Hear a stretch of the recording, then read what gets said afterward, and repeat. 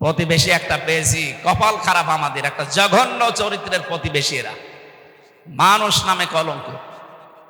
এতদিন চেষ্টা চালিয়ে পারে নাই, এখন আবার উস্কানি দিচ্ছে হিন্দুদেরকে বিভিন্ন কায়দায়। সম্মানিত হিন্দু ভাই এবং বোনেরা, কোনো উস্কানিতে পা দেওয়া যাবে না, তাহলে কিন্তু গোপালগঞ্জের মতো পেছনে লাল হয়ে যাবে। গতকালকে ট্রাম্প যে সিদ্ধান্ত নিয়েছে, যদি বাস্তবায়ন জানুয়ারির 20 তারিখে শপথ নেওয়ার পরে করে, মোদির মাথায় আগুন ধরে যাবে। 16 লাখ ভারতীয়কে আমেরিকা থেকে ফেরত পাঠিয়ে দেবে। টের পাচ্ছেন? এদিকে বাংলার বিভিন্ন বর্ডারে ওদের পেঁয়াজ আলু সব পচা আরম্ভ হয়ে গেছে। আহ্বান জানাবো, এই দেশে যারা দায়িত্বে এখন আছেন, দরকার হয় বাংলার 18 কোটি মানুষের কাছে 2 টাকা 5 টাকা করে কালেকশন করে, এই টাকা দিয়ে বাংলার 8টা বিভাগে আন্তর্জাতিক মানের হাসপাতাল বানান। ওদের দেশে যাওয়ার কোনো দরকার নেই। ব্যবসা বাণিজ্য যা আছে সব পাকিস্তানের সাথে, চীনের সাথে, তুরস্কের সাথে আরম্ভ করেন। ওর আশপাশের যতগুলো দেশ সবগুলো যদি ভারত ছাড়া চলতে পারে, বাংলাদেশ চলবে, কোনো ব্যাপার না। 2 দিন পরে দেখবেন খালু, বাপ, চাচা যা আছে দোলাভাই পর্যন্ত ডাকবে। আমি মিশে দেখেছি তো, এই জন্য বললাম। আর কোরআনেও আছে ওইটা, সূরা বাকারায়। যারা গণহত্যার সাথে জড়িত তারা নিন্দিত এবং ঘৃণিত, এইটাই ফাইনাল। আপনি চেঙ্গিস খানের দিকে তাকান, হিটলারের দিকে তাকান, তারা আপনার যাতে কম শক্তিশালী ছিল না। 60 লাখ ইহুদি দুনিয়া থেকে বিদায় করে দিয়েছে এই লোকটা। যদিও কাজ খারাপ করেনি, কিন্তু এই লোকটা আজ ঘৃণিত হয়ে আছে শুধু মানুষ হত্যার সাথে জড়িত থাকার কারণে। 2732 জন তো সরকারি হিসাব, বেসরকারি এই 15.5 বছরে যত মানুষের সাথে আপনার নাম জড়িত, আপনি বলেন আপনার নামটা যুগের আবর্তনে কিছুদিন পরে দেখবেন গালি হিসাবে এই হিটলারের মতো, চেঙ্গিস খানের মতো ব্যবহার হবে। মানুষ শুনলেই শুধু গালি দেবে। এতদিনও মানুষ গালি দিয়েছে, কিন্তু প্রকাশ্যে দিতে পারেনি, গোপনে। কথা বলে না কেন? হাজ্জাজ বিন ইউসুফ নামে একটা লোক ছিল, খুব জালেম বাদশাহ। মন্ত্রী পরিষদ একদিন এসে বলে, বাদশাহ আপনার জন্য তো বাইরে যেতে পারি না, শুধু মানুষ গালিগালাজ করে, মানুষ খালি আমাদেরকে জালেম বলে ডাক দেয়। কে ডাক দেয় দেখি আমি বাইরে যাব। ছদ্মবেশ নিয়ে রাস্তায় হাঁটছে, হঠাৎ দেখ এক গ্রাম্য মানুষ, বেটাই এদিকে আয়। বাদশাহ হাজ্জাজ বিন ইউসুফ লোকটা কেমন, কি বলেন? জালেম, জালেমের বাচ্চা জালেম। 2 বার যখন বলিস ওর মেজাজ গেছে খারাপ। বলে বেটা আমারে চেনো? বলে না, আমি সেই লোক। চিন্তা করছে আমার তো মাথা এখন থাকবে না। ডাক দিয়ে বলে, বাদশাহ আপনি আমারে চেনেন? না তো। কে তুই? আমি এই গ্রামের ওই লোক যার মাসে 2 দিন মাথা খারাপ হয়, আজকে তার পয়লা দিন। তুই পাগল? মাসে 2 দিন মাথা খারাপ হয়, আজকে পয়লা দিন, তার মানে আর একদিন হবে। এর মতো পাগলের সাথে কথা বলে লাভ নেই। পাগল বলে ওই দিন বেশি গিয়েছে। এই কথা বলে না কেন? আমরা এই 15.5 বছরে পাগল বলেই বেশি আছি। নাই তো সে স্টিম রোলার গেল, বেশি থাকার কথা। আপনি কিছু টের পাচ্ছেন? মানুষ সামনাসামনি হয়তো অনেকেই প্রশংসা করেছে, কিন্তু পেছনে যে খবর নিয়েছিলেন, এই লক্ষ লক্ষ কোটি কোটি টাকা খরচ করে মূর্তি বানালেন, কি হলো? 3 ঘন্টাও টিকতে পারেনি। সারা দেশে 3 ঘন্টায় সব উল্টিয়ে পাল্টিয়ে একেবারে মাটির সাথে মিশে দিয়েছে। যেটা মিশতে চায়নি কুষ্টিয়ার ওই 5 রাস্তার মোড়ে, শয়তান এত শক্ত ভাঙা যাচ্ছিল, বেগুন এসে ভেঙেছে, তাও রাখে না জনগণ। এই জন্য হয় না ভাই, জোর করে কিছু করতে যাবেন না। একটা কাজ করেছিল, এখন মুসলমানদের আবেগের জায়গা, এই কারণে ওটা পাল্টানো যায় না। জিয়া আন্তর্জাতিক বিমানবন্দর, এ জেলার কৃতি সন্তান সাবেক রাষ্ট্রপতি শহীদ প্রেসিডেন্ট জিয়াউর রহমান, তার নামটা পাল্টিয়ে দিয়েছিল শাহজালাল বিমানবন্দর। যাতে মাতাল হলো, তাহলে ঠিক আছে, কারণ জানে যে এই নাম পাল্টিয়ে যদি আমার বাবার নাম দেয় যদি কোনোদিন বাংলার জনগণ আবার আসে, আমার বাবাকেও ছাড়বে, আমারও ছাড়বে। এই জন্য নামটা বাবার আর দেয়নি, বাবার বাবার বাবার বাবা দিয়েছে। এমন নাম যে মুসলমানদের আবেগের জায়গা, আমরা কিছু করতেও পারি না। ওটা যদি বাবার নামে থাকতো না, বিমানবন্দরের সামনে এক বাবা ছিল, ও বাবারে একেবারে জায়গা মতো পাঠিয়ে দিয়েছে। এক কথা বলছে না কেন? এই মূর্তি সংস্কৃতির সাথে আমাদের মুসলমান যারা কোনো সম্পর্ক আছে না, আমরা ওই সম্পর্ক রাখি না। কারণ আমাদের আদি পিতা হযরত আদম থেকে শুরু করে যত নবী আল্লাহ পাঠিয়েছেন সব মূর্তির বিরুদ্ধে। আর এরা পোড়াটা উল্টিয়ে মূর্তির সংস্কৃতি দিয়ে আমাদেরকে শিরিক করা। কত ছোট ছোট ছেলে মেয়েরা দেখতাম যে এইভাবে করে, সবে এটা টাঙিয়ে রাখে বাবার, এইভাবে করে, প্রকাশ্য শিরিক। নিজেকে হালকা মনে হচ্ছে, একটা বিশাল পাথর ছিল ওদের। যে শিকড় ছিল আমি তো কাছ থেকে আঁচ করতে পেরেছিলাম। একেবারে ইউনিয়ন থেকে শুরু করে সংসদ পর্যন্ত সব জায়গায় ওরা একেবারে শিকড় গেড়ে ফেলেছিল। আল্লাহ তাআলা বলেন, ফাকতিয়া দাবিরুল কওমিল্লাযিনা যালামু, জালেমদের শিকড় কাটা হয়ে গেছে। কেটেছে কে এটা জানা নেই। এই কতিয়া মজহুল, এটা ফইলা কুতিলা, কে কেটেছে এর কর্তা জানা নেই। এই জন্যই বাংলাদেশে দেখেন আগস্টের 5 তারিখে যত জালেমদের বাড়ি ঘর ভাঙা হয়েছে, কে ভেঙেছে কেউ জানে। আল্লাহ তাআলা মনে হচ্ছে আঙ্গুল দিয়ে দেখিয়ে দিচ্ছে, ফাতিলকা বুয়ুতুহুম খাওবিয়াতাম বিমা যালামু। হে নবী, জালেমদের বাড়ি ঘরগুলো একটু দেখেন না কেন? খাওবিয়াতান, আমি জনশূন্য করে দিয়েছি, ওজাড় গৃহ বানিয়ে দিয়েছি, পরিত্যক্ত করে দিয়েছি, বিমা যালামু, এদের জুলুমের কারণে। এটা যে 100% সত্য, এটা তো আমি নিজে চোখে দেখতে পাচ্ছি। আমার কুষ্টিয়ার হানিফের বাড়ি এখন টয়লেট হয়ে। কালকে আমি কিশোরগঞ্জে ছিলাম, ওখান থেকে আসার সময় দেখি জেলা অফিস যেটা এই জালেমদের, এটা এখন গণ টয়লেট। 4-5 জন একসাথে যায়, এদিকে এদিকে এদিকে, মনে হচ্ছে যে জামাতবদ্ধ করেনি। এই জায়গাগুলোতে বসে বসে জালেমরা দুর্বিসন্ধি করত, ষড়যন্ত্র করত, কাকে কোন বিপদে ফেলা যায়। এটা বানালাম, এখান থেকে ষড়যন্ত্র করত, বুদ্ধি দিত যে অমুককে সকালবেলা ধরিয়ে দেবেন, মিথ্যা সাক্ষীগুলো রেডি করবেন, নিজেই মিথ্যা সাক্ষী দিয়ে একটা মানুষের 8-10 বছর 20 বছর নষ্ট করে দিত। একটা মানুষ যদি 14 বছর জেলে থাকে, ওর পরিবার বলতে আর কিছু থাকে? বলেন, যতটুকু মানুষ করবে তার ডবল আল্লাহ দুনিয়ায় মানে পরিপূর্ণ করবে।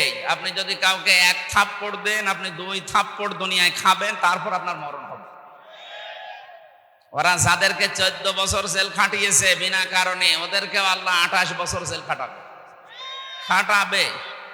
হয় জেলে গেলে যে কষ্ট হয় এরকম কষ্ট দিয়ে রাখবে, নাই জীবন থেকে এরকম 28টা বছর নষ্ট হবে।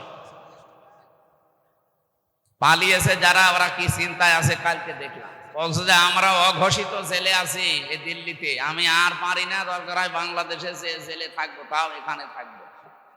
কেন? স্বামীর বাড়িতে মানুষ যায় চলে আসার জন্য। লাল কাপড় পরে যারা যায়, সাদা কাপড়ের আগে আর বের হওয়ার কোনো কায়দা নেই। সুতরাং আমরা চাই যে আপনি আসেন, কিন্তু সাদা কাপড় পরে আসুন, লাল কাপড় পরে আসার আর দরকার নেই। এরপরও যেভাবে আরম্ভ করেছে, এই যে সাংবাদিক নামে কলঙ্ক, মলম বিক্রেতা, হকার রঞ্জন, ময়ূখ রঞ্জন বলছে যে চট্টগ্রাম আমরা নিয়ে, মনে হচ্ছে ওর বাবার জিনিস। আরে দাদা, আপনি কি যৌতুক নেবেন? আর মেয়ে তো পালিয়ে গেছে, যৌতুক কিছু? পালানো মেয়ের বিয়েই তো আমরা মানি না। ও মেয়ের বিয়ে আমরা মানতাম, যার সাথে গেছে ও যদি হাফ হাতা হতো, ও তো ফুল হাতা না। আর আমরা কি এখানে ফুল হাতা আছে? ওই যে ওইটা আছে, ওই যে না, ওই যে ওইটা তুমি আবার এই হাতা দেখাচ্ছ, আর হাতা নেই তোমার। না, যে দাদার কথা বলা হচ্ছে, দাদা বলেন তো, এখন যদি ওনারা মুসলমান বানানো হয়, ও ছাতা এই যে মুরব্বী মানুষ, এসে গোড়া থেকে কেটে বাদ দেওয়া লাগবে। আমি আর নিচে নামলাম না। সুতরাং যৌতুক দেওয়াও জায়েজ নেই, নেওয়াও জায়েজ নেই। তারপরও যার সাথে স্বামী স্ত্রীর সম্পর্ক বলে এতদিন আপনারা বলতেন, এটা মানা যায় না, কারণ সে একজন মুশরিক। আর আমাদের মেয়ে যাই হোক, সে একজন হাজি, তার চরিত্র একটু ঝামেলা আছে, কিন্তু হাজি তো। কথা বলছেন না কেন? একটু মিথ্যা কথা বলে। তাছাড়া বাকিগুলো অন্তত হাজি মানুষের সাথে কোনো ফুল হাতার বিয়ে দেয়া যায় আছে। এটাকে আমি নিজে নিজে বানালাম। সূরা বাকারা 2 নম্বর পারা 14 নম্বর পৃষ্ঠা 4 নম্বর লাইন 221 নম্বর আয়াতের মাঝের অংশে আছে, ওয়ালা তুনকিহুল মুশরিকিনা হাত্তা ইউমিনু। যতক্ষণ মুশরিক পুরুষ মুমিন না হবে, মুমিনা নারীর জন্য তাকে বিয়ে করা কখনো জায়েজ নেই। এই ফতোয়া সরাসরি আল্লাহ। কথা বলে না কেন? আল্লাহর এই ভাষাকে তারা এতদিন পর্যন্ত বড় আঙ্গুল দেখিয়ে নিজেদের ছেলে মেয়েকে পর্যন্ত বিয়ে দিয়েছে, খ্রিস্টান, ইহুদি। আবার বলতো ওরা আহলে কিতাব। এ পৃথিবীতে মুসলমান বাদ দিয়ে যত ধর্মের লোক আছে, আল্লাহর দৃষ্টিতে সবগুলো কাফের। আমি কি এইটাও বানালাম? সূরা আলে ইমরানের 180 নম্বর আয়াতে আছে, ওয়াইদা খাদাল্লাহু মিসাকান নাবিয়্যিনা লামা আতাইতুকুম মিন কিতাবি ওয়া হিকমাতিন সুম্মা জাআকুম রাসূলুম মুসাদ্দিকুল লিমা মাআকুম লা তু'মিনুন্না বিহি ওয়া লা তানসুরুন্না ইলা আখির আয়াত।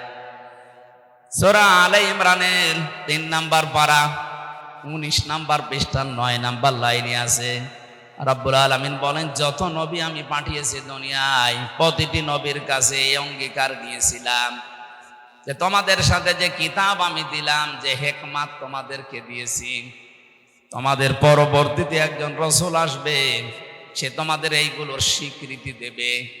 সুতরাং তোমাদের জামানায় যদি কেউ তাকে পেয়ে যায়, লা তু'মিনুন্না বিহি ওয়া লা তানসুরুন্না, লামে তাকিদ নুনে সাকিলা।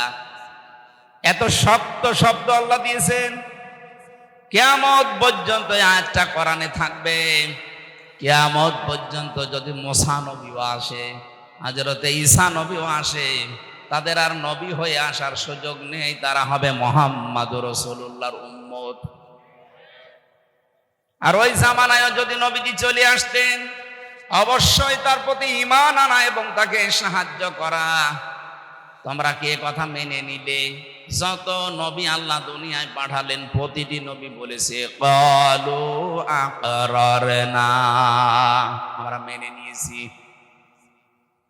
সুতরাং এই আয়াত অনুযায়ী প্রমাণ হয় যে পৃথিবীতে বিশ্ব নবীর নবুয়ত যেদিন তিনি পেয়েছেন, ওই দিন থেকে শুরু করে যতদিন এ দুনিয়া ধ্বংস না হবে, ততদিন যারাই আছে অন্য ধর্মের নাম নিয়ে তারা কাফের।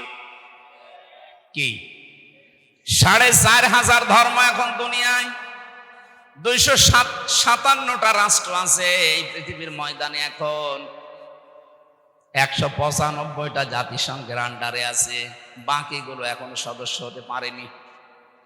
যত রকমের জাতি, ধর্ম, বর্ণ আছে, সব এখন এক বাক্যে বলা লাগবে যে আমি মুহাম্মাদুর রাসূলুল্লাহর উম্মত। কেউ যদি মুসা নবী, ঈসা নবী, দাউদ নবী, সুলাইমান নবী, এমনকি আদম নবীর উম্মত কেউ দাবি করে, সে কাফের। এজন্য যারা এতদিন চালিয়েছেন যে আমার ছেলে বিয়ে হয়েছে খ্রিস্টান, ইহুদি, এটা আহলে কিতাব, আপনি মিথ্যাবাদী, তাহলে কোরআনের আয়াত কেটে বাদ দেওয়া লাগবে। এই কথা বোঝেন?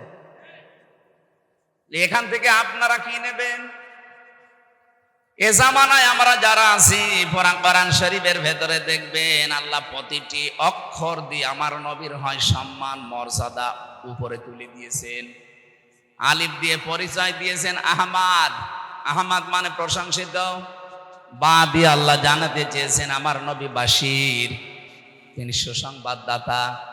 তা দিয়ে আল্লাহ পাক জানিয়েছেন আমার নবী মুত্তাকি, তিনি সংযম অবলম্বনকারী। সা দিয়ে তিনি জানিয়েছেন আমার নবী মুদ্দাসির, তিনি কম্বলওয়ালা। জিম দিয়ে আল্লাহ পাক বলেন আমার নবী জামিল, সবচাইতে সুন্দর। হা দিয়ে আল্লাহ পাক বলেন আমার নবী হামিম, অন্তরঙ্গ বন্ধু। খ দিয়ে জানিয়েছেন খাতামান নবিয়্যিন, শেষ নবী। এভাবে করতে করতে একেবারে শেষ অক্ষরে দেখবেন ইয়া, আল্লাহ নিজেই ডাক দিয়েছেন নবীকে ইয়াসিন। ইয়া মানে হে, সিন মানে সাজ্জেদ, সাজ্জেদ মানে নেতা। আপনি আবার রাজনীতির গন্ধ খুঁজতে যাবেন না, আল্লাহ নিজের ঘোষণা দেওয়া নেতা। আল্লাহ বলেন একমাত্র নেতৃত্বের গুণাবলী দিয়ে পাঠিয়েছি আমার নবীকে। যেহেতু কিয়ামত পর্যন্ত উনি থাকবেন না, ওনার আদর্শ যারা দুনিয়ায় মেনে চলবে তারাই কেবল নেতৃত্ব দিতে পারে।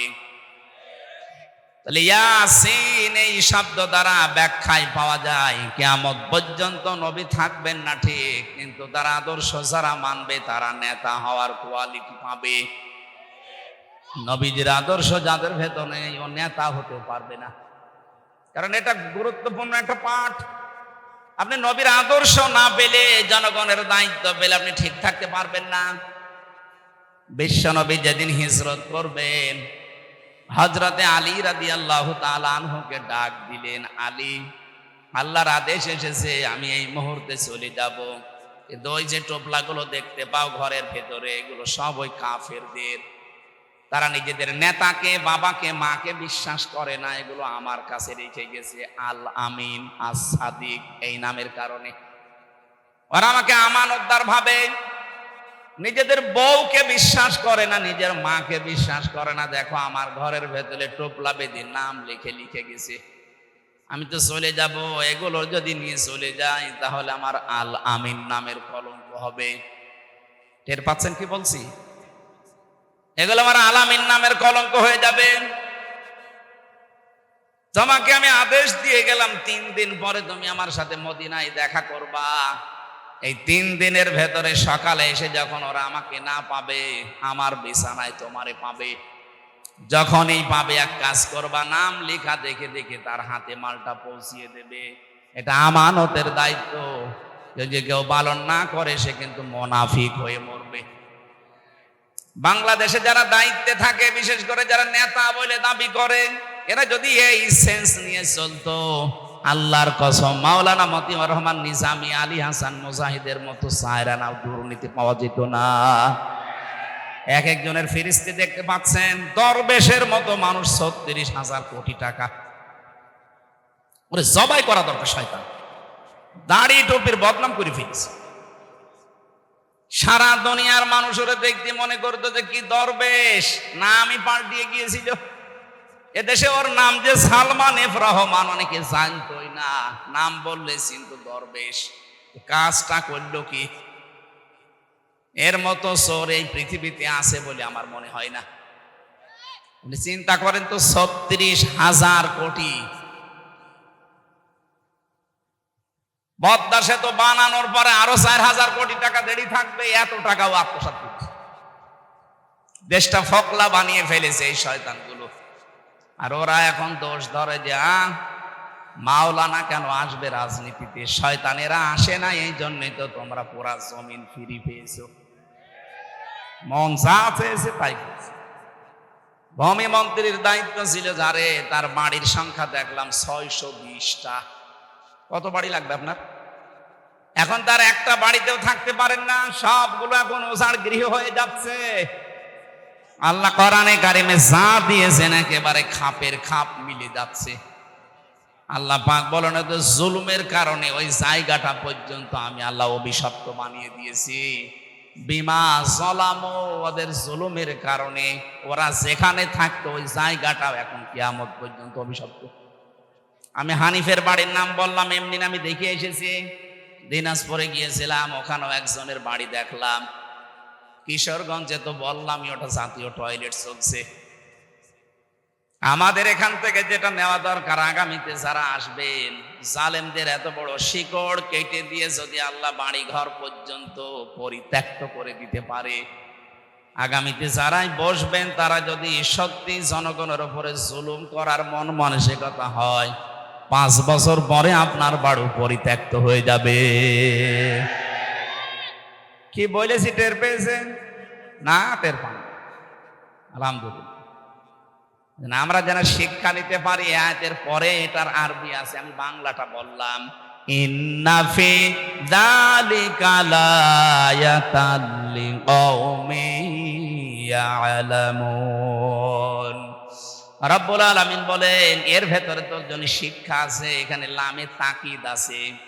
আরবি গ্রামার যারা জানে লামে তাকিদ দিয়েছেন আল্লাহ। এমনিতে আল্লাহ স্বাভাবিকভাবে কথা বললেই তো হতো, আবার গ্যারান্টি দিলেন কেন? তার মানে এটা আল্লাহ ঘটাবেন, মাস্ট বি, এর ভেতরে কোনো সন্দেহ নেই। আয়াত শুরু করার আগে দিয়েছেন ইন্না, মাঝে দিয়েছেন লামে তাকিদ। আল্লাহ পাক বলেন অবশ্যই এর ভেতরে শিক্ষা আছে যারা জ্ঞানী মানুষ তাদের জন্য। আর যদি ওটা তার কাটা থাকে মাথার, বুদ্ধিহীন হয়, পাগল হয়, নির্বোধ হয়, ওর জন্য এখানে কোনো শিক্ষা নেই।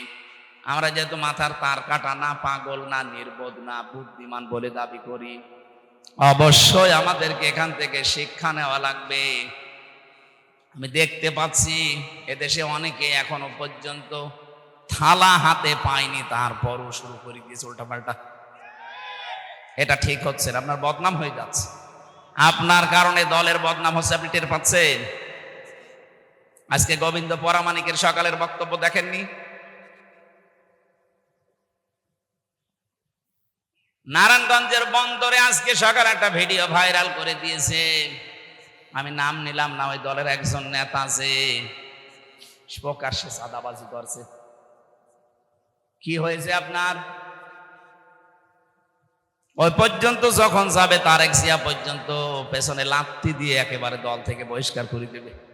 কারণ আপনার মতো আগাছার জন্য বিএনপির মতো এত বড় দলের বদনাম উনি জীবনও মেনে নেবে না। 5 তারিখের পর থেকে অহরহ ভিডিও বার্তা পাঠাচ্ছে যে আপনারা কোনো ঝামেলায় জড়াবেন না, চাঁদাবাজি তো দূরের কথা, মানুষের দিকে চোখ তুলেও তাকাবেন না। আর আপনি কি শুরু করেছেন? সারা দেশে দেখছে উল্টা পাল্টা শুরু হয়েছে। আপনার চাইতে অত্যাচারিত আমরা কম হয়েছি। এখনো পর্যন্ত তো কাদা লাগে না এদের গায়ে যে এরা চাঁদাবাজি করেছে। আপনি বলেন তো কোন কারণে এগুলো আরম্ভ করেছেন? সারা বিশ্বের মিডিয়া এখন এই সমস্ত শয়তানগুলো যারা আছে ওরা তো বসে নেই, ওরা নিজেরা ষড়যন্ত্র করে হয়নি, তখন ওরা হিন্দুদেরকে কাজে লাগাচ্ছে। আপনি আজকেও পঞ্চগড়ে এবং মাগুরায় এই 2টা জেলার মানুষ গেছে চিকিৎসা করার জন্য। ওরা ওদেরকে টাকা পয়সা খাওয়িয়ে বলছে বলো এই কথা যে আমরা বাংলাদেশে টিকতে পারলাম না, চলে আসি। ওরা বলছে আমরা চিকিৎসার জন্য এসেছি। ওই যে মলম সাংবাদিক, ওর খালি চুলকায়। আমার মনে হয় রে বাংলাদেশে হিজড়াদের ভেতরে দিয়ে দেওয়া দরকার, কামড়িয়ে খাবে। শয়তান তো টের পাই। চট্টগ্রাম নিয়ে নেবে, চট্টগ্রাম নিলে আমরা কি বসে আছি? এদেশের 1 ইঞ্চি না, হাফ ইঞ্চি মাটি যদি কেউ নিতে চায়, 18 কোটি মানুষ যদি জীবন দেওয়া লাগে, 36 কোটি দাদা নিয়ে জীবন দেবে। হ্যাঁ, কথা বলুন। পৃথিবীর একমাত্র দেশ, 257টা দেশের ভেতরে আজকে সকালে দেখলাম তাম পৃথিবীর একমাত্র দেশ যেখানে সাম্প্রদায়িক সম্প্রীতি সবচাইতে বেশি, সেটা বাংলাদেশ। এটা নষ্ট করার জন্য ওরা উঠে পড়ে লেগেছে। এতদিনও চেষ্টা চালিয়েছে, পারে নাই। সারাটা জীবন মিথ্যা কথা বাংলাদেশের বিরুদ্ধে ছড়িয়েছে যে এখানে নাকি সংখ্যালঘু নির্যাতন হয়, অথচ সবচাইতে বেশি এখন সংখ্যালঘু নির্যাতন চলছে ভারতে। ওরা আল্লাহর ঘর মসজিদ পর্যন্ত ভেঙ্গে ভেঙ্গে মন্দির বানাচ্ছে। কালকে সকালেও একটা ভেঙেছে। আপনি মানুষ, বাংলাদেশে 96% আমরা মুসলমান। কই, পৃথিবীর ইতিহাস পাল্টিয়ে যাবে, কিন্তু আজ পর্যন্ত একটা মন্দির ভেঙে মসজিদ বানিয়েছি আছে? কি আরম্ভ করেছেন আপনারা? আপনার আশেপাশে যতগুলো দেশ আছে, একটা দেশের সম্পর্ক আপনার সাথে ভালো না। ভারতের পাকিস্তানের বর্ডারে ওরা মার খায়, চীনের বর্ডারে মার খায়, নেপালের বর্ডারে মার খায়, আফগানের সাথে একটা চিকন বর্ডার আছে ওখানেও মার খায়, ভুটানের বর্ডারে মার খায়, মায়ানমারে মার খায়। এতদিন এই লেজুড় বৃত্তির কারণে আমাদেরকেও মার, এখন তো আর সাহস পাচ্ছে না, কারণ আমি জানি ওদের বহু প্রদেশে আমি ঘুরেছি, 29টা প্রদেশের অনেক প্রদেশ আমার ঘোরা শেষ। আমি দেখেছি সবচেয়ে বেশি ভয় এই মুশরিকরা মরণকে করে। এত ভয় মরণের ওদের, কোরআনে কারিমে আল্লাহ দিয়েছে, ওয়ালা তাজিদান্নাহুম আহরাসান নাস আলা হায়াতি ওয়া মিনাল্লাযিনা আশরাকু।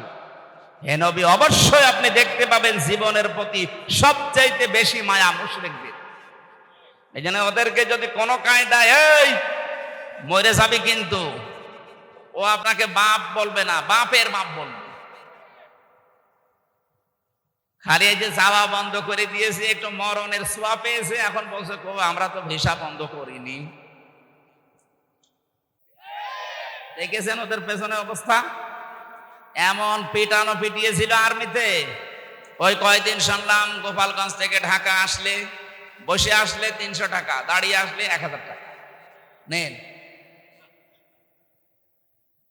আর আপনার তো বগুড়ার মানুষ, টার্গেট ছিল বাংলাদেশে যাদের উপরে, তারা এই বগুড়ার একজন। কি কথা বলেন না কেন? জালেমদের যতগুলো জেলা টার্গেট ছিল, তার ভেতরে 1 নম্বরে ছিল সাতক্ষীরা, 2 নম্বরে চাঁপাই নবাবগঞ্জ, 3 নম্বরে বগুড়া। কারণ আমি রিমান্ডে এগুলো শুনতাম, ওই শয়তানরা বলতো যে এই জেলাগুলো আমরা রাখবো, বুলডোজার দিয়ে বাড়ি ঘর সব সাতক্ষীরা, চাঁপাই নবাবগঞ্জের শিবগঞ্জ, কানসাটে যা সব ভেঙে দিয়েছে। আল্লাহ আবার তাদেরকে মাজা খাড়া করে দিয়েছেন, দাঁড়াচ্ছে তারা। কিন্তু জালেমরা কই, ওদের বাড়ি ঘরের এখন নিশ্চিহ্ন। পরিচয় দেবে যে আমি এই বাড়ির মালিক, সেই অবস্থা এখন আর নেই। আমরা আর যাই করি ভাই, আমরা যেন জুলুম না করি। আমি হাতে পায়ে ধরে বলছি, আপনারা থামেন। এইগুলো সব রেকর্ড হয়ে সারা বিশ্বে যায় আপনার এই কর্মকাণ্ডগুলো। তখন বিশ্বের মোড়ল যারা, তারা একটু সুযোগ পায়। যেন র্যাবের যে ডিসি এখন প্রধান দায়িত্বে আছে, উনি কয়েকদিন আগে ঘোষণা দিয়েছে, এতদিন পর্যন্ত যে জঙ্গির নাটক সাজিয়েছিল একটাও সত্য না, সবগুলো ওই মনিরুলের নাটক, ওই আসাদের নাটক এগুলো। আর আমি নিজে তো দেখে এসেছি মাঠের নিচে, সবগুলো নাটক। একটা মানুষকে নিয়ে যে 2 বছর 5 বছর 7 বছর রেখে দেয়, এত বড় বড় নখ হয়ে যায়। চুল দাড়ি গোপ যখন একেবারে সেরকম মনে হচ্ছে বন জঙ্গল থেকে বেরিয়ে আসে, কপাল ভালো থাকলে হয় ফেরত দেয়, আর কপালে যদি আর হায়াত না থাকে, তখন হঠাৎ একদিন রাতের বেলা এসে বলে, ওই রেডি হ। কি রেডি? কি তার মানে ক্রস দেব। আমার সামনের ঘটনা, এই যে মোশতাকুন নবী সাহেব বলছিলেন যে আমার একদিন হঠাৎ করে ভাবে এসে রেডি হ। কি রেডি? কি হবো? মানে আপনাকে নিয়ে যাব। চোখ মুখ বেঁধে সারা রাত খালি ঘোরায়। কোথায় নিয়ে যাচ্ছে আমি তো আর টের পাচ্ছি না। হঠাৎ রাত 11টা 12টার দিকে গাজীপুরের ওই জঙ্গলে নিয়ে বলে, যা ছেড়ে দিলাম। যেই দৌড় দেবেন গুলি করে মেরে বলবে যে আমরা ক্রস ফায়ারে মরি গেছি। এই চলছিল জঙ্গির নামে নাটক। আল্লাহ মনে হচ্ছে পোড়াটা উল্টি এখন ওদের বিরুদ্ধে দিয়েছে, কারণ ওরা এখন নিষিদ্ধ। কালকেও তাবলীগ জামাতের যে 4 জনকে হত্যা করেছে, তদন্ত আসতেছে নাকি ছাত্রলীগেদের জবাই করেছে। যদি সত্যি হয়, নিষিদ্ধ সংগঠনের এত সাহস আসে কোত্থেকে? পথে ঘাটে যদি এরকম কিছু পান, ওদেরকেও আমার মনে হয় এভাবে ঠিক জবাই করা দরকার, নয়তো থামবে না। আল্লাহ এরকম কথাই আজকে দিয়েছে। সূরা বাকারা 190 নম্বর আয়াত। আল্লাহ বলেন, কাতিলু, হত্যা করো। তুমি একজন করবা তা না, কাতিলু বহু বচন, তোমরা সবাই হত্যা করবা। ফি সাবিলিল্লাহ, আল্লাহর রাস্তায়। আল্লাযীনা ইউকাতিলুনাকুম, যেমন করে ওরা তোমাদেরকে হত্যা করেছিল বা করে। ফাতাদু, কিন্তু সীমা লঙ্ঘন করবা না। ইন্নাল্লাহা লা ইউহিব্বুল মুতাদিন, এই পৃথিবীতে সবচাইতে বেশি আল্লাহ ঘৃণা করে যারা সীমা লঙ্ঘন করে, এদের পছন্দই করে না। আমার আজকের আলোচনার ভেতরে 7টা পয়েন্ট আছে, ওরা কোরআন শরীফ থেকে সাজিয়েছি। এ দুনিয়ায় যত মানুষ এখন আছে প্রায় 810 কোটির উপরে আমরা মানুষ আছি। সবচাইতে বেশি ঘৃণা আল্লাহ পাক 7 প্রকার মানুষকে করে। আমরা যদি দেখি যে এর ভেতরে আমরা আছি, এই মুহূর্তে আমরা থেমে যাব। কি কথা বলেন না? যদি দেখেন যে 7 প্রকারের কোন এক রাস্তায় আপনি আছেন, সঙ্গে সঙ্গে গতি থামিয়ে দেবেন, ওখান থেকে ফিরে আসবেন, নয়তো আপনার জন্য জান্নাত হারাম হয়ে যাবে, জাহান্নাম ওয়াজিব হয়ে যাবে। আল্লাহ যদি ভালো না বাসে জান্নাতে দেবে? কথা বলে না কেন? এজন্য আল্লাহর কাছে ঘৃণিত যে 7 প্রকার মানুষ, তার প্রথম প্রকার হচ্ছে যারা সীমা লঙ্ঘন করে। যুগে যুগে বহু জাতিকে আল্লাহ শুধু ধ্বংসই করে দিয়েছে সীমা লঙ্ঘন করার কারণে। তাহলে প্রথম শব্দ আয়াতের কি বললাম? অকাতিলো, তোমরা কতল করো, লড়াই করো, সংগ্রাম করো। কতালা শব্দটা আল্লাহ সরাসরি দিয়েছেন। শব্দ শুনেই মনে হচ্ছে আল্লাহ মনে হয় মারামারি, হত্যা, কতল করার পক্ষে নাকি? হ্যাঁ, আল্লাহকে মারামারি কতল করার পক্ষে? পক্ষে, কিন্তু কিভাবে? শান্ত করার জন্য। ছাত্রলীগ যদি সত্যি এই 4 জন মানুষকে হত্যা করে থাকে, তা হত্যা না, জবাই করেছে সরাসরি। এটা যদি সত্যি করে থাকেন, বলেন তো এদের ঠান্ডা করার জন্য সোনা মধু দোয়া দূর পড়ে হবে? যা করেছে ওইটা উল্টিয়ে করা লাগবে। এই জন্যই কোরআনে কারিমে এরকম ড্রস মাঝে মাঝে আল্লাহ দিয়েছেন। ওই ড্রসে, ওই ফোর্সে কথা বলতে গেলে কিছু মানুষের গায়ে লাগা, এত উগ্রবাদী কথা বলছে। আরে উগ্র না, ওরা যেমন যেমন কুকুর তেমন মুগুর দেওয়া। ওরা 4 জন মানুষকে সরাসরি জবাই করে ফেললো, আর আপনি বলছেন আস্তাগফিরুল্লাহ, ইন্না লিল্লাহ। এটা কাজ হয়? আল্লাহ যেটা দিয়েছে ওইটা করেন। কুতিবা আলাইকুমুল কিসাস, ওদের উপর কিসাসের বিধান যদি এখন সত্যি আমরা জারি করতে পারতাম, আগামী কিয়ামত পর্যন্ত এই দেশে কোনো অবৈধ হত্যা হতো না। 2732 জন মানুষ শুধু ক্ষমতার চেয়ারে অবৈধভাবে বসে থাকার জন্য আপনি এতগুলো মানুষ হত্যা করলেন। 2008 থেকে 24 পর্যন্ত নির্বাচনের নামে প্রহসন করে যারা এমপি, মন্ত্রী, উপজেলা চেয়ারম্যান এবং মেয়র এই নামে যারা ডাকতেন, তাদেরকে উপজেলা চেয়ারম্যান, মেয়র, বিশেষ করে এমপি, মন্ত্রী বলা জায়েজ নেই। কারণ আমরা আপনাকে ভোট দেই। আমি নিজেরটাই তো বলছি, আমার 33 বছর বয়স। 18 বছর থেকে শুরু করলে আমি 3 বার ভোট দিতে পারি, একবারও পারি নাই। এক কথা বলছেন না কেন? আপনি পেরেছেন? তাহলে আমার ভোট ছাড়া আপনি এমপি, আপনি মন্ত্রী, এটা তো অবৈধ।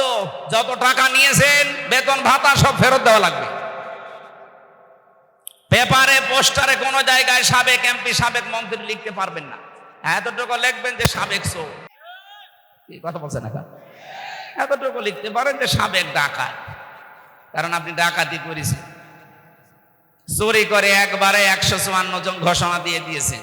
দিনের ভোট রাতে চুরি করে নিয়ে নিয়েছেন, তা আপনি চোর। চোরকে চোর বলা অসুবিধা কি?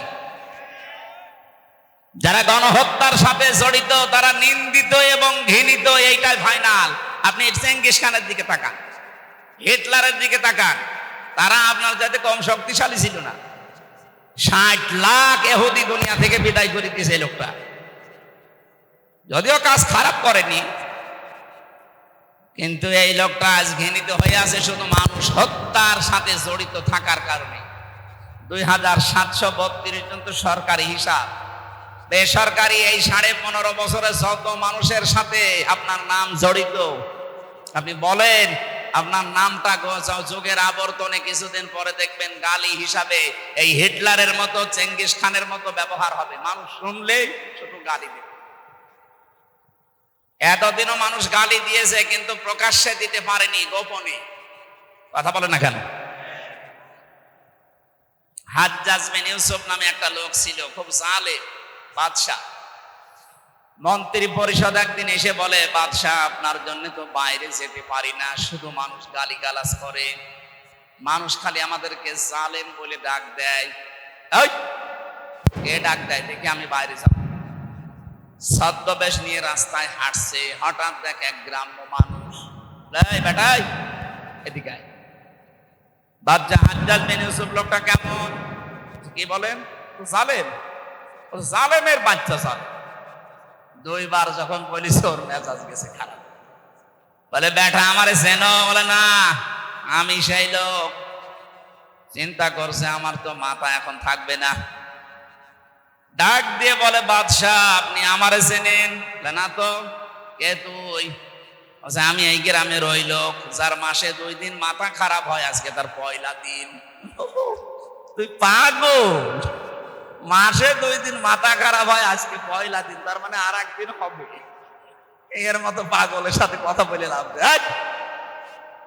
পাগল বলে ওই দিন বেশি গিয়েছে। এই কথা বলে না কেন? আমরা এই 15.5 বছরে পাগল বলেই বেশি আছি। নাই তো সে স্টিম রোলার গেল, বেশি থাকার কথা। আপনি কিছু টের পাচ্ছেন? মানুষ সামনাসামনি হয়তো অনেকেই প্রশংসা করেছে, কিন্তু পেছনে যে খবর নিয়েছিলেন, এই লক্ষ লক্ষ কোটি কোটি টাকা খরচ করে মূর্তি বানালেন, কি হলো? 3 ঘন্টাও টিকতে পারেনি। সারা দেশে 3 ঘন্টায় সব উল্টিয়ে পাল্টিয়ে একেবারে মাটির সাথে মিশে দিয়েছে। যেটা মিশতে চায়নি কুষ্টিয়ার ওই 5 রাস্তার মোড়ে, শয়তান এত শক্ত ভাঙা যাচ্ছিল, বেগুন এসে ভেঙেছে, তাও রাখে না জনগণ। এই জন্য হয় না ভাই, জোর করে কিছু করতে যাবেন না। একটা কাজ করেছিল, এখন মুসলমানদের আবেগের জায়গা, এই কারণে ওটা পাল্টানো যায় না।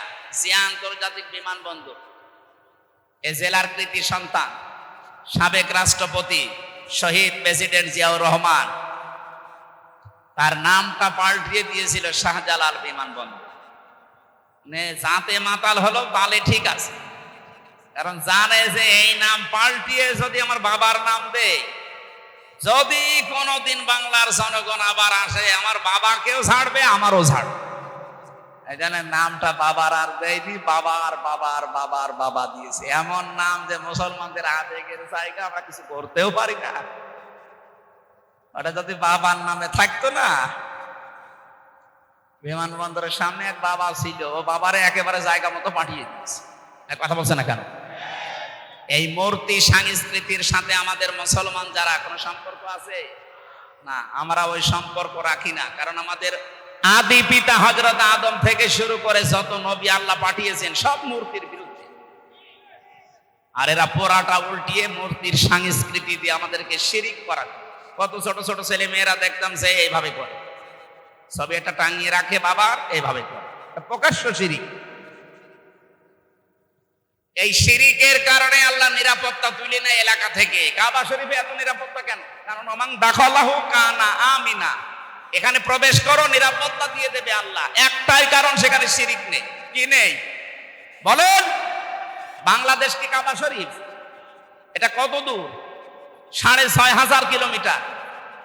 তাহলে এইটা যদি এখন আপনি কাবা শরীফের মতো নিরাপত্তা দিতে চান, এই 56,000 বর্গ মাইল, কোনো কাজ করা লাগবে না। কি করা লাগবে? প্রথম নাম্বারে সূরা আনামের 82 নাম্বার আয়াত, আল্লাযীনা আমানু ওয়া লাম ইয়ালবিসু ঈমানাহুম বিজুলমিন উলাইকা লাহুমুল আমনু। আল্লাহ পাক প্রথমেই বলেন, যারা ঈমান আনো এই দেশে, ঈমানের সাথে সাথে যদি জুলুম করতে না চাও, তার মানে এখানে জুলুম মানে শিরক। আপনি তাফসীর যত দেখবেন, এখানে জুলমিন আর শিরকি। যারা শিরক থেকে পবিত্র থাকতে পারবে, উলাইকা লাহুমুল আমনু, আল্লাহ এইভাবে দেখিয়েছেন যে এই মানুষগুলো বাংলার এই 56,000 বর্গ মাইলের এই 18 কোটি মানুষের জন্য আমি আল্লাহ নিরাপত্তার গ্যারান্টি দিয়ে দিলাম। সুবহানাল্লাহ বলতে পারেন? সুতরাং আশপাশের প্রতিবেশীদের দ্বারা যে ষড়যন্ত্র হচ্ছে, নিরাপত্তা বিঘ্নিত হচ্ছে আমাদের, আজ আমরা অনেকে আতঙ্কে আছি ওই শত্রুদের কারণে, এবং এই দেশে অনেকে এখনো লুকিয়ে আছে ঘাপটি মেরে এই শত্রুদের কারণে। এ দেশটা এখন শান্তি, শাস্তি, নিরাপত্তা দিয়ে কাবার মতো যদি ঢেকে রাখতে হয়, শিরিক বর্জন করা লাগবে। কথা বলে না কেন? বাংলাদেশে বহু শিরিক আছে, প্রকাশ্যে গোপনে। প্রকাশ্যে একটা শিরিকের কথা বলছি, দেখেন তো আপনি ছাড়তে পারেন কিনা। যে মানুষগুলো এই দুনিয়াতে বিশ্বাস করে ক্ষমতার উৎস জনগণ, তারা শিরিক করছেন। শিরিক যারা করে তারা মুশরিক। কথা বলছে না? হয়তো আপনি বুঝে না বুঝে বিশ্বাসে আছেন, এক্ষুনি বিশ্বাস পাল্টাবেন, কারণ কোরআনের 903টা আয়াতের সাথে পুরা সাংঘর্ষিক। আল্লাহ পাক বারবার আমাদেরকে শোনাচ্ছেন আন্নাল কুওয়াতা লিল্লাহি জামিআ ইন্নাল্লাহা আলা কুল্লি শাইইন কাদির ওয়ালিল্লাহুম্মা মালিকাল মুলকি তুতিল মুলকা মান তাশা। এরকম 903 জায়গায় ডাইরেক্ট ইনডাইরেক্ট মিলে আল্লাহ জানিয়েছেন আলা লাহুল খালকু ওয়াল আমরু তাবারাকাল্লাহু রাব্বুল আলামিন। বলেন আল্লাহু আকবার। আয়াতগুলোর সামারাইজে ক্ষমতার উৎস জনগণ নয়, ক্ষমতার উৎস কে? কারা কারা মন থেকে প্রাণ দিয়ে বিশ্বাস করেন ক্ষমতার উৎস আল্লাহ? দেখি হাত তোলে। তাই আন্দাজ হাত তুলবেন, লোক দেখানোর জন্য হাত তুলছেন না, মন থেকে তোলেন। লিল্লাহি তাকবীর। দেখেন তো হাত তোলেনি কে? ওই যে কালো গেঞ্জি, ওই আপনার হাত কই? তোলেন। ঠিক আছে। এতগুলো মানুষের ভেতরে যদি শিরিক না থাকে, এই যে একজন এইভাবে দাঁড়িয়ে আছে, তার মানে ও মুশরিক। ওরে কোরআন শরীফের দলিলে হবে না, ওরে বাকারি শরীফ লাগবে। আপনি শিরিক করে তো নিজে বিপদে পড়ছেন না ভাই, আমাদেরকেও বিপদে ফেলছেন। এ বাংলাদেশে বাবার আর নিজের শিরিক করে যদি নিজেরা বিপদে পড়তো কিচ্ছু বলতাম না। শিরিক করে দেশের শান্তি, স্বস্তি, নিরাপত্তা গোল্লায় যাচ্ছিল। কথা বলছে না কেন? কারণ আল্লাহর ঘোষণা, যারা শিরিক করে ওই জায়গা থেকে আল্লাহ শান্তি তুলে দেয়। 2 তলা নৌকা চলছে, কয়তলা বলেন বলেন? উপর তলায় মনে করেন আমরা এই বুজুর্গ যারা এখানে বসে আছি, এরকম ভালো মানুষ আছে উপরে সব। নিচ তলায় মনে করেন এমন কিছু মানুষ আছে যাদের পানি দরকার, ওরা বারবার উপরে আসে পানি নিয়ে যায়। এখন যদি বলে ডিস্টার্ব করেন কেন, পানি তো নিচে আছে, একটা তক্তা খুলে নিলে তো হয়। ওরা যদি বলে হুজুর ঠিক আছে আর জীবনও আসবো না, নিচে যে একটা তক্তা খোলা আরম্ভ করেছে। ওপরে আমরা যদি এই যে বুজুর্গ যারা যদি দেখিছে যে ঠিক আছে খোল, ওরা নিজেরা যারা নিচে আছে ওরা একা মারবে না আমাদেরকেও মারবে? বলেন। সুতরাং আমাদেরকে বাঁচতে হলে অন্তত উপর তলায় বসে বসে হাওয়া খেতে এখন আর হবে না। যে কোনো কায়দায় তক্তা খোলা থেকে আপনাকে নিষেধ করাই লাগবে। যদি বারণ না শোনেন দরকার মারধর করবো, যদি মেরেও কাজ না দরকার মেরে ফেলবো, তাও আমাকে বাঁচা লাগবে। আপনি যে শিরিক করার মাধ্যমে দেশে আল্লাহর গজব ডাক দিয়ে নিয়ে আসছিলেন, আপনি টের পাচ্ছেন। আপনার কারণে আমরাও শান্তি, শক্তি, নিরাপত্তা হারিয়ে ফেলছিলাম। এই কারণেই তো বাধ্য হয়ে প্রতিবাদ করা লাগে। কথা বলেন ঠিক কিনা? আরে প্রতিবাদ যেই করেছে সেই গেছে লাল দালানে, আর কিছু মানুষ কৌশলে ছিল, ওই মানুষগুলো যাওয়া লাগে না, কিন্তু তারাও বাইরে একটা কারাগারে ছিল, বাড়িতে থাকতে পারে না, ধানের খেতে, বাঁশতলায়, গাছতলায়, গোরস্থানে পর্যন্ত ছিল। এই জন্য এখানে আমার আল্লাহ কিন্তু আসলে মারামারি, কাটাকাটি, মানুষ হত্যার পক্ষে না, কিন্তু বাস্তবে যদি লেবেল করতে হয়, ওই জায়গাটা যদি শান্তি ফিরিয়ে নিয়ে আসতে হয়, তাহলে এরকম কিছু দরকার। রব্বুল আলামিন নবীজিকে জানিয়েছেন বদরের ময়দানের কাহিনীটা। হে নবী, এই যে 80 জন কাফের সব পড়েছিল, একটাকেও আপনার সাহাবীরা মারে নাই, আপনিও মারেন নাই। 3000, 1000, 5000, প্রথমে 1000, পরে 3000, পরে 5000 ফেরেশতা পাঠিয়ে ওরা যে এসেছিল, ওদেরকে আমি আল্লাহ নিজে ফেরেশতাদেরকে দিয়ে এভাবে হত্যা করেছি। কেটে কেটে ফেলে রেখেছিলাম আপনার ওই খেজুরের ডালের কাজ না। আপনি যে খেজুরের ডাল নিয়ে এসেছিলেন সাহাবীদেরকে নিয়ে, অথচ যারা পড়ে আছে দেখেন তো খেজুরের ডাল দিয়ে এভাবে নিখুঁত ভাবে জবাই করা যায়। ওদেরকে তো জবাই করেছে আমার ফেরেশতারা।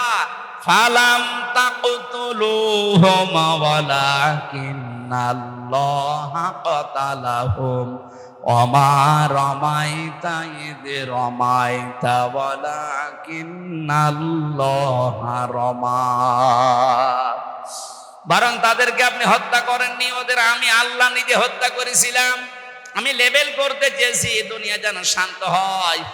এই জন্য এখন যা শুরু করেছে ওরা গুপ্ত হত্যা, এটার জন্য সোনা মধু, এদের জন্য শুধু ঝাড় ফুঁক দিয়ে আর হবে না, ওয়াজে কাজ হবে না, এদের জন্য ঠিক ওই বিধানটা উল্টিয়ে দেওয়া লাগবে। আল্লাহ বলেন এতদিন যারা তোমাদের হত্যা করেছে তারাদেরকে হত্যা করো, কিন্তু সাবধান ওদের মতো সীমা লঙ্ঘন করবা না। ওরা 4 জন যদি মেরে ফেলে, হত্যা করে, জবাই করে, ওদের 4 জনকে ঠিক এইভাবেই করা লাগবে। এটা আমাদের হাতে তোলার বিষয় না, রাষ্ট্রের বিষয়। যারা দায়িত্বে আছেন আহ্বান জানাচ্ছি, দেশকে যদি সত্যি সামনে শান্তি, স্বস্তি, নিরাপত্তা দিতে চান, অন্তত এইটা দিয়ে আরম্ভ করেন। তাবলীগ জামাতের যাদের 4 জনকে জবাই করেছে, খুব তাড়াতাড়ি এদেরকে বের করেন, ওদেরকেও বায়তুল মুকাররমের সামনে নিয়ে জবাই করে দিন, দেখেন দেশে এমনি ঠান্ডা হয়ে যাবে। যারা উস্কানি দিচ্ছে ওরা বলবে ওরে বাপ, দরকার নেই, কারণ আল্লাহ ভালো করে জানে যে কোন জায়গায় কোন ঔষধ দেওয়া লাগে। আল্লাহ বলেন সাবধান, সীমা লঙ্ঘন করতে যেও না, যে কোনো কাজে সীমা লঙ্ঘন করলে আমি আল্লাহ ঘৃণিত করে দেই। এতদিন যারা সীমা লঙ্ঘন করেছিল তাদেরকে আল্লাহ সত্যিই কিন্তু ঘৃণিত করে দিয়েছে। একেবারে শুরু হয়েছে সেই জান্নাত থেকে। এটা আমাদের আদি পিতা হযরতে আদম আলাইহিস সালাম, মা হাওয়া আলাইহিস সালাম, দুইজনেই সীমা লঙ্ঘন করে ওই গাছটার কাছে গিয়েছিল। ওটা একটা বর্ডার। আমরা মনে করি ওটা শুধু গন্ধম গাছের জন্যই খাস, না। যারা এখানে তাফসীর বোঝেন তাদেরকে বলছি, বাড়ি যে পড়বেন, অকুলনা ইয়া আদামুসকুন আনতা ওয়া যাওজুকাল জান্নাহ ওয়া কুলা মিনহা রাগাদান হাইসু শি'তুমা। রব্বুল আলামিন বলেন, আদম, যে মেয়েটাকে বিয়ে করলে একে নিয়ে এবার বাবার বাড়ি চলে যাও। আদমের বাড়ি মানে জান্নাত। আদমের বাড়ি কোনটা বলেন বলেন? আর আমাদের বাবার বাড়ি, উনি যেহেতু আমাদের আদি পিতা বাবা, এই জন্য আমাদের বাবার বাড়ি জান্নাত। এখান থেকে মাসলা বের হয়, বিয়ে করে বউ নিয়ে আপনাকে বাবার বাড়ি যাওয়া লাগবে। তো কত মানুষকে আমরা দেখি বিয়ে করে আরো নিজে ঘর জামাই থেকে যায়। একটা ইতো এ বগুড়ায় ঘর জামাই আছেন? একটু হাত তোলেন তো দেখি, ঘর জামাই। না, নেই, এখানে নেই, আলহামদুলিল্লাহ। এ জেলা তো ভদ্র জেলা, এখানে ঘর জামাই থেকে মরবে? বিয়ে করার পরে বিয়ের যে সিস্টেম গুলো শোনেন, এখানে যেহেতু গ্রাম অঞ্চলের জন্য বলছি, এদেশে বহু জায়গায় আমরা দেখি অনেকে বিয়ে করার সময় বরযাত্রী নিয়ে যায় মেয়ের বাড়িতে। এটা কিন্তু হিন্দুদের কালচার। এই যে গায়ে হলুদ দেওয়া, বরযাত্রী যাওয়া কাদের কালচার? আরো জোরে বলেন। মুসলমানদের কালচার হচ্ছে অলিমা করা। কি করা? অলিমার খবর নেই, 200 জন 250 জন নিয়ে উনি যাচ্ছে মেয়ের বাড়িতে বরযাত্রী নিয়ে। বরযাত্রী তো জায়েজ নেই, আপনি কোথায় যাচ্ছেন? আজকে থেকে জীবনে আর কোনোদিন বরযাত্রী যাবেন না। কারা হাত তোলেন তো? ও, যারা হাত তুলছেন না ওরা ঝামেলা আছে। না না ভাই, ওটা যেহেতু জায়েজ নেই, আপনি যাবেন কেন? মেয়ের বাবার বাড়ি থেকে একটা পান খাওয়াও জায়েজ নেই তার নিজের সন্তুষ্টি ছাড়া। আর আপনি 200 জন 500 জন নিয়ে চলে যাচ্ছেন, লজ্জায় কিছু বলতেও পারে না মেয়েটার কারণে। কথা বলেন না কেন? মেয়েদের যে কি অধিকার আল্লাহ দিয়েছে এইটা নেই। অলিমা করে ছেলের বাড়ি না মেয়ের বাড়ি? ছেলের বাড়ি। কার বাড়ি? যেন ছেলের বাবা যারা আছেন, আজকে থেকে বরযাত্রীর চিন্তা ভাবনা বাদ দেন। এখন থেকে অলিমা হবে এটা আপনার বাড়িতে। দরকার হয় মেয়ের বাড়ির আরো 200-300 জন নিয়ে আসেন। আমি বারবার বলছি কেন? কারণ আমার তো ছেলে নেই, আমার মেয়ে, আমার বাসা লাগবে না। না, তারপরও ইসলামের নিয়মটা তো বলা দরকার। আমরাও পালন করতে ওই সময় পারি নাই, কারণ আমি ওই সময় জানতাম না। যে সময় বিয়ে হয়েছিল সঠিক কথা কি আমি জানলে ওই সময় মানতে পারতাম না, কারণ আমি তো ছিলামই একেবারে ওই রকম। সুতরাং এখন পরিবেশ যখন আমাদের এসেছে, আপনারা ছেলের বাবা যারা এই নিয়মটা পাল্টিয়ে ফেলবেন। আর কোনোদিন বরযাত্রী যাব না। কেউ দাওয়াত দিলেও বলবো না আমি ওর ভেতরে নেই। আপনি অলিমার দাওয়াত দেন, আমি আসি। কথা বলেন না কেন? হযরত আদম আলাইহিস সালাম স্ত্রীকে নিয়ে গেলেন বাড়িতে, তার মানে জান্নাতে। আল্লাহ বলেন কুলা মিনহা রাগাদান হাইসু শি'তুমা। সাবধান, নিজে যা খাবে স্ত্রীকে কিন্তু ওই মানের খাবার খাওয়াবে। আল্লাহ কিন্তু আংটা ওয়াকুলা দেয়নি। যারা কোরআন পড়তে পারে, তাফসির বোঝে, মেয়েদের প্রতি আল্লাহ দেখেন কেমন টান দিয়েছেন। আল্লাহ বলেন, হে পৃথিবীর মেয়েরা, স্বামীর বাড়িতে গিয়ে স্বামী মরণের খাওয়া খাবে আর তোমাকে হালকা দেবে তা না, আমি এটা জায়েজই করি নাই। সে প্রথম তোমার আদি পিতাকে আদেশ দিয়েছি, বউ বাড়ি নিয়ে যে নিজে যেই মানের খাবার খাবে ওই মানের খাবার বউকে খাওয়ানো লাগবে। এটা কিন্তু আল্লাহর আদেশ। আজ অনেক নামাজি, অনেক রোজাদার হজ করে আসে, কিন্তু পারিবারিক জীবনে এটা নেই। না, আপনার নামাজ হবে না, কারণ এটা একটা হক। যেই মানের খাবার খাবেন, যেই মানের পোশাক পরবেন, যেই মানের জায়গায় থাকবেন, ওইটাও স্ত্রীকে ওইভাবে দেওয়া, এটা আল্লাহর নির্দেশ। আমাদের আদি পিতাকে আল্লাহ দিয়েছেন। কেউ যদি মনে করে এ আর কি দুনিয়ার কাজ, এটুকু না, এইটা দিয়ে আপনার জান্নাত তৈরি হবে। কেউ যদি তার স্ত্রীর জন্য, তার মেয়ের জন্য খরচ করে, তার মায়ের জন্য, নবীজি বলেন ওই টাকার হিসাব কিয়ামতে দেওয়া লাগবে না।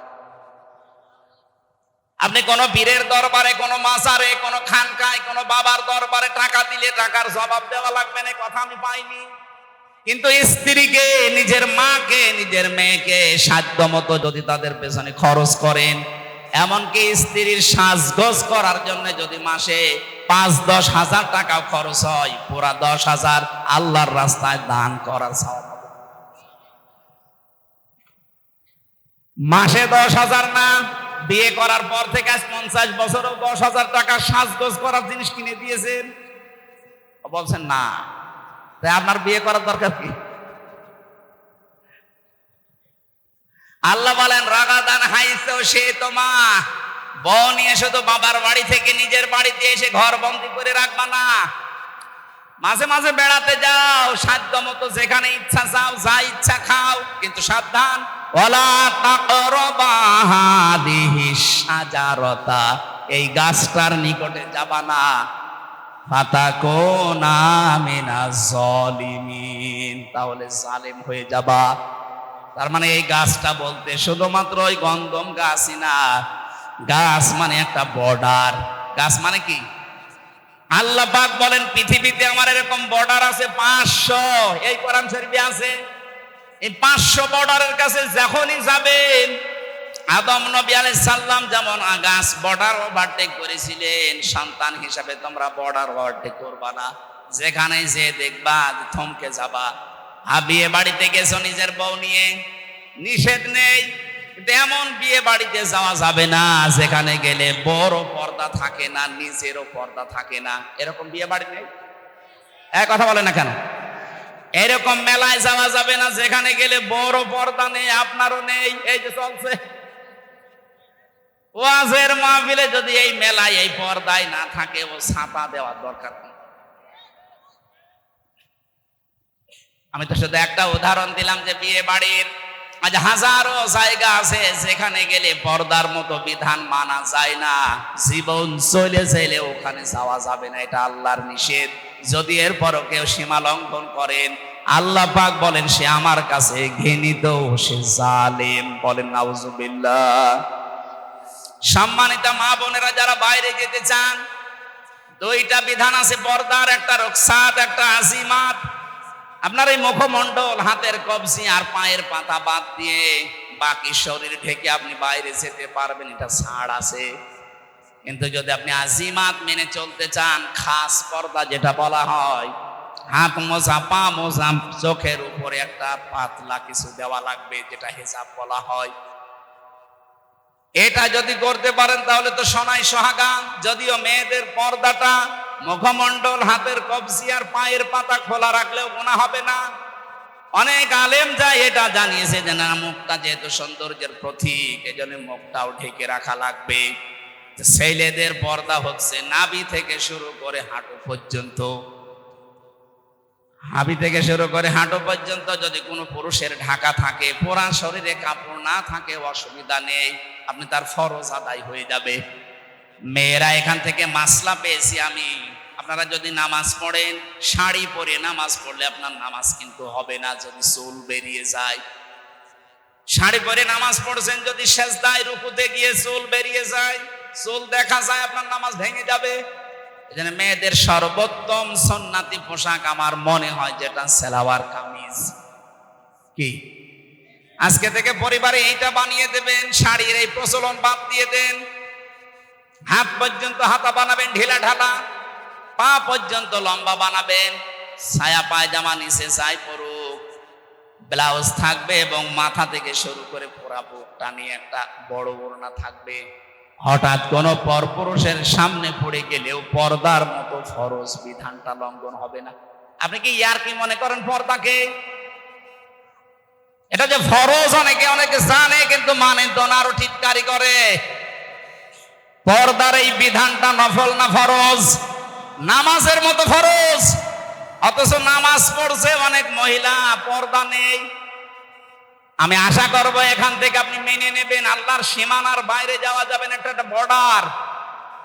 আল্লাহ রাব্বুল আলামিন এমন ভাবে বর্ডারটা তৈরি করে দিয়েছেন। আপনি আমরা যারা পুরুষ মানুষ আছি, এখানে যত পুরুষ আছেন, আজকে থেকে এই দুইটা ঔষধ কোরআনে আছে, আমরা এখন থেকে মেনে চলবো। তাহলে পর্দার মতো এই বিধান এবং জেনা থেকে আপনাকে আল্লাহ বাঁচিয়ে দেবে। আজ অনেক পুরুষ মানুষ কল দেয়, বলে হুজুর এক বউ, কতদিন আর কি করব, ভালো লাগে না, অন্যেরটা দেখলে খুব ভালো লাগে। কি আমি নিজে পেয়েছি মোবাইলে, অনেকেই বলে এক জিনিস আর কতদিন ভাল লাগে না, অন্যেরটা দেখলে কিন্তু খুব ভালো লাগে। এটার কারণ আছে, সূরা নূর 30 নম্বর আয়াতে আল্লাহ এই কারণটা দিয়েছেন। আপনি যদি এই কথা বলেন যে এক জিনিস 2 বছর হয়ে গেল আর কতদিন কি করব, আপনার মেয়েটাও তো বলতে পারে যে এক ছাতা আর কতদিন করব, বলতে পারে না? এই জন্য নিজের বর প্রতি আকর্ষণ বাড়বে, অন্যের প্রতি ঘৃণা জন্মাবে, আপনার আকর্ষণ কমে যাবে। সূরা নূরের 30 নম্বর আয়াত যদি মানতে পারেন, 15 দিন মানবেন, মাত্র 15 দিন, দেখেন আপনার অন্য মহিলার প্রতি আকর্ষণ কমবে, আল্লাহর ঔষধ মিস্টেক হবে না, হবে। মানে পরীক্ষা নিরীক্ষা করে তারপরে ঔষধ দিয়েছে। আমাদের ভেতরের অবস্থা তো আল্লাহ জানে। ডাক্তারের কাছে গেলে পরীক্ষা নিরীক্ষা করে যেমন 1 টাকার ঔষধ দিলেই সেরে যায়, আল্লাহ পাক বলেন জানি যে কিভাবে বানিয়েছি, এটা পরীক্ষা নিরীক্ষা করে 2টা ঔষধ দিলাম, এখন থেকে মানা লাগবে। অকুল্লিল মুমিনিনা ইয়াগুদ্দু মিন আবসারিহিম ওয়া ইয়াহফাযু ফুরুজাহুম যালিকা আযকা লাহুম ইলা আখির আয়াত। যতগুলো তাফসীর আমি মিলিয়েছি আয়াতের সাথে, সব মুফাসসিরিন ইকরাম বলেছেন 2টা এই ঔষধ পান করো। আল্লাহ গ্যারান্টি দিয়েছেন তুমি কোনোদিন জীবনে তোমার জিনার গুনাহ আমলনামায় উঠবে না। নিজের স্ত্রীর প্রতি তোমার ভালোবাসা আকর্ষণ বাড়তে থাকবে দিনের পর দিন। বিভিন্ন তাফসিরে দিনের উল্লেখ আছে, আমি এক তাফসিরে 15 দিন মাত্র পেয়েছি। এজন্য আপনাকে আমি আহ্বান জানাচ্ছি, মেনে চলবেন আজকে থেকে। 1 নম্বরে কোন মহিলাকে যদি দেখেন, সঙ্গে সঙ্গে নিজের চোখ নিম্নগামী করবেন, মন চাইলেও তাকানো যাবে না। নিজের স্ত্রী বাদ দিয়ে অন্য কোন মহিলাকে তো কামনা করা জায়েজ না, না কামনা করাই জায়েজ নেই, করা না, শুধু হর্ষাই আছে। ইল্লা আলা আজওয়াজিহিম, এই আয়াত অনুযায়ী নিজের জায়েজ স্ত্রী বাদ দিয়ে অন্য কোন মহিলাকে কামনা করাই জায়েজ নেই। এই জন্য বলছি, যারাই সামনে পড়বে সে সেই হোক, সঙ্গে সঙ্গে মন চাইলেও একটু শক্ত হন, আপনার সিদ্ধান্ত আপনাকে বাঁচাতে পারে। আপনি আজকেই সিদ্ধান্ত নিয়ে আমল করা শুরু করেন, মাত্র 15 দিন, যে 14 জন মহিলা বাদ দিয়ে যত সুন্দরী মহিলা আমার সামনে আসুক, আমি চোখ নিচের দিকে নামাবো। কয়জন মহিলা বলেন বলেন? এর ভেতরে আপনার আপন মা, আপন খালা, আপন ফুফু, নিজের ভাইয়ের মেয়ে, বোনের মেয়ে, এরপরে আপন পুত্র বধূ, যেটা এটার কি বলে আমি জানি না এলাকায়, যে ছেলের বউ, যেটা এরকম 14 জন মহিলা সূরা নিসার 21 নম্বর আয়াতের তাফসিরে পাবেন। এই 14 জন মহিলা বাদ দিয়ে পৃথিবীর কোন মহিলা, সে যত সুন্দরী হোক আর যত কালো হোক, সামনে পড়লে একবারের বেশি আর তাকাতে পারবেন না, সঙ্গে সঙ্গে আপনি নিচের দিকে নিম্নগামী করবেন। আপনি আজকের পেপারে দেখেছেন বাংলাদেশের সবচাইতে বেশি যেটা বেড়ে যাচ্ছে সেটার নাম ডিভোর্স। এই একটাই মাত্র কারণ, নারী পুরুষের উভয়ের জন্য। নিজের জায়েজ জিনিসগুলো ভালো লাগে না, অবৈধ জিনিস শয়তান তখন আকর্ষণীয় করিয়ে দেখায়, তখন নিজেরটার প্রতি আকর্ষণ কমতে থাকে, ওইটার প্রতি বাড়তে থাকে। আপনি যার দিকে তাকিয়ে শান্তি পান, ওই মহিলার ভেতরে যা আছে আপনার বর ভেতরে কম আছে। 4-5 বছর বছর বছর বছর না, ওর কি বয়স হয়েছে?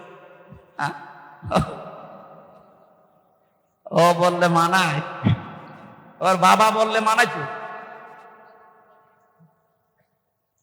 এই যে থানা থেকে বাবু এসেছে, বড় বাবু, যত রকমের মামলা থানায় যাচ্ছে হয় মেয়েলি, বেশিরভাগ মেয়েলি।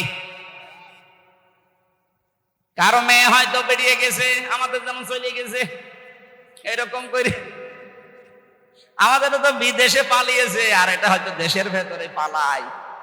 সেই মামলা বিচার করা লাগে ওসি সাহেবদের, আর খুব বেশি হলো জমি জায়গার।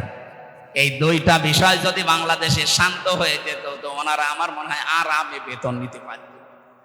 যন্ত্রণা আছে, রাত 2টা নেই 3টা নেই, আমার মেয়ে চলে গেছে কোথায়, আল্লাহ রাস্তায় নিয়ে আসে, ওই খুঁজে নিয়ে আসতে যাই 2-3 রাত ঘুম নেই।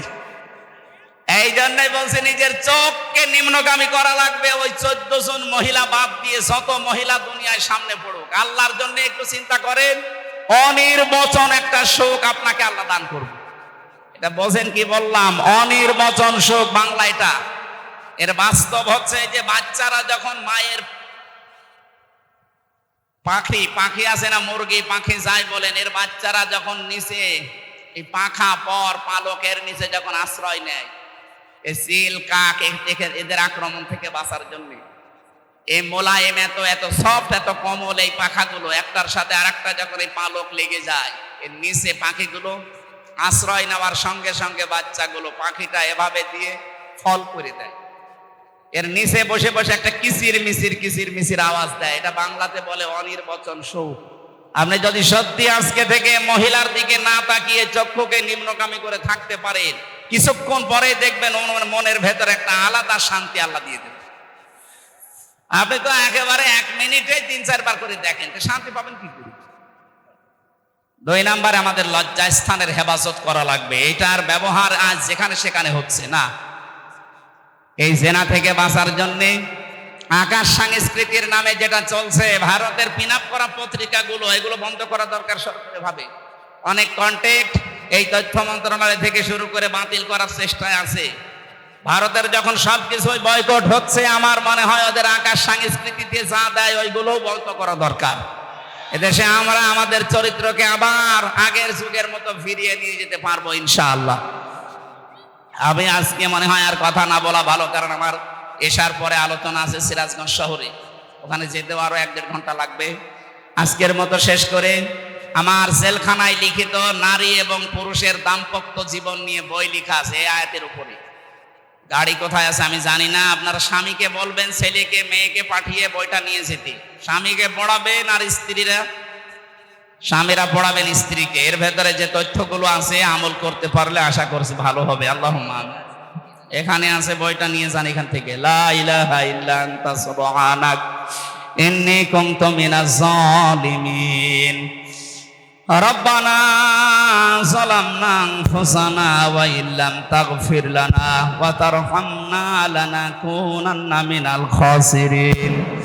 আল্লাহ, যে যুবকগুলো কোরআনে কারিমের এই অনুষ্ঠানের আঞ্জাম দিয়েছে, এদেরকে কবুল করো। এ মাহফিল করতে গিয়ে যে মানুষগুলো শ্রম দিয়েছে, এগিয়ে এসেছে কষ্ট করে, তুমি ওসমানের মতো এদেরকে মঞ্জুর করে নাও। সম্মানিতা মা বোনেরা, পর্দার খাদিজার মতো, আয়েশার মতো বানিয়ে দাও। পরিবারে অনেকের শান্তি নিয়ে আল্লাহ তোমার সালাম নামের খাতিরে শান্তি দান করো রব্বুল আলামিন। দেশটা যখন অন্তত শান্তি স্বস্তি নিরাপত্তা দিয়ে দিয়েছো, এ দেশে তোমার কোরআনের বিধানগুলো তুমি চালু করে দাও। তোমার বান্দা বান্দীদের দিল মন এদিকে ঝুঁকিয়ে দাও। চর্মচোখে এটা আমাদের বড় ইচ্ছা লাগে, আশা লাগে, আকাঙ্ক্ষা তামান্না লাগে যে তোমার কালাম দিয়ে বাংলার 56,000 বর্গ মাইল চলছে। আন্তর্জাতিক যত ষড়যন্ত্র আছে সব কিছু থেকে আমাদেরকে বাঁচাও। কোরআনে কারিমের এই নিয়ম তুমি আমাদের জন্য সহজ করে দাও। আল্লাহ তাআলা, সারা জীবন অপরাধ করে তো জীবনটা নষ্ট করে ফেলেছি, এখন আমরা সত্যি অনুতপ্ত, অনুশোচনা করছি, ফিরে এসেছি। আল্লাহ, আমাদের জীবনের অপরাধ এগুলো সব মাফ করে দিয়ে নেকি দিয়ে পাল্টিয়ে দাও। প্রশাসনের যে ভাইগুলো আজকে এসেছে, নিজেদের বাবা মা স্ত্রী পুত্র ছেড়ে দিয়ে যারা বাংলার বিভিন্ন প্রান্তে দায়িত্ব পালন করে, আল্লাহ এদের ইবাদত হিসাবে কবুল করে নাও। এদের শরীরটাকে সুস্থ রাখো। আদমদীঘি থানার দায়িত্বে যারা আছে তাদেরকে সহি সালামতে রাখো। এলাকায় তুমি শান্তি, স্বস্তি, নিরাপত্তা আবার ফিরিয়ে দাও। বাংলার প্রশাসনের উপরে জনগণের যে ভ্রান্ত ধারণাটা আছে, আল্লাহ তুমি এই ধারণা থেকে মুক্তি দাও। জালেমদের কারণে প্রশাসনটা পর্যন্ত কালার হয়ে গেছে। আল্লাহ, তুমি আগের অবস্থায় সেই সুনাম নিয়ে আবার কাজ করার সুযোগ করে দাও। আমি 3টা বছর জালেমের এই জেলখানায় অসুস্থ হয়ে পড়েছি। আল্লাহ, তুমি আমাকে আগের অবস্থায় আবার ফিরিয়ে দাও। বারাকাল্লাহু লানা ওয়া লাকুম ফিল কোরআনিল আযীম। মরণ কখন আসে জানি না, যখনই আসবে যেন পড়তে পারি লা ইলাহা ইল্লাল্লাহু মুহাম্মাদুর রাসূলুল্লাহ। আসসালামু আলাইকুম।